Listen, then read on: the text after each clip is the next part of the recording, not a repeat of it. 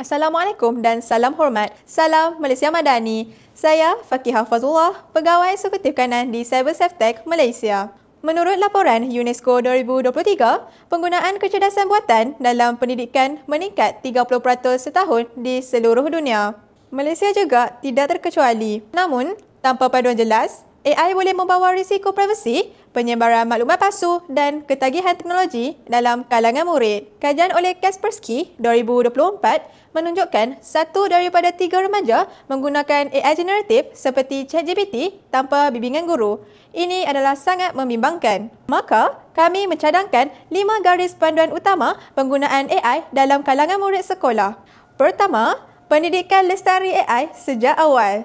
Data daripada McKinsey 2023 menunjukkan 60% pelajar yang memahami konsep asas AI menunjukkan penggunaan teknologi yang lebih selamat dan bertanggungjawab.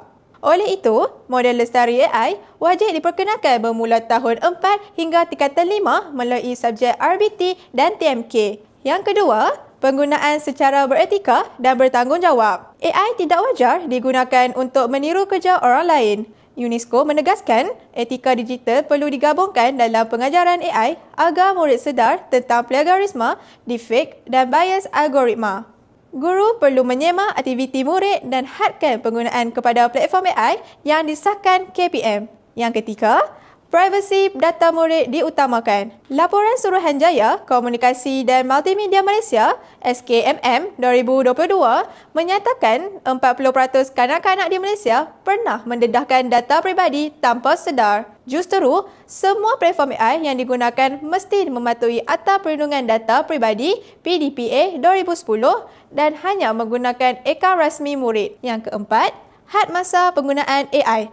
KPM menyarankan skrin tidak digunakan melebihi 2 jam sehari oleh murid sekolah rendah iaitu Garis Panduan Penggunaan Peranti Digital 2021. Maka, AI hanya boleh digunakan 30 minit hingga 1 jam sehari mengikut tahap persekolahan dan hanya untuk pembelajaran yang diawasi. Dan yang kelima, pemantauan secara kolaboratif. Pentadbiran sekolah, ibu bapa dan guru mesti membentuk jawatan kuasa AI sekolah JAIS yang akan menyemak, menilai dan melaporkan aktiviti AI murid.